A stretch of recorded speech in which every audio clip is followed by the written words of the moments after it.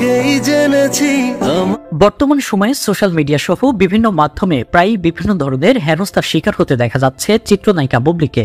এবার সেসব রুখে দেওয়ার জন্য পদক্ষেপ নিলেন এই অভিনেত্রী। সোশ্যাল মিডিয়ায় মিথ্যা, বানোয়াট, অরুচিকর ও ভিত্তিহীন তথ্য প্রচারের অভিযোগে পুলিশের দ্বারস্থ হয়েছেন এই বুবলি। গত 24 এপ্রিল রাজধানীর ভাটারা থানার একটি সাধারণ রাইডি করেছেন। জিডিতে নায়িকা লিখেন, গত কয়েকদিন ধরে কিছু ব্যক্তি অনলাইন পোর্টাল ও টেলিভিশন চ্যানেল তাদের নিজস্ব ফেসবুক ও ইউটিউব চ্যানেলে আমাকে নিয়ে বিভিন্ন অরুচিকর, মিথ্যা ও বানোয়াট সংবাদ প্রচার করছে। এই অবস্থায় বিষয়টি সাধারণ ডায়েরিভুক্ত করে রাখা একান্ত প্রয়োজন বলে মনে করছি।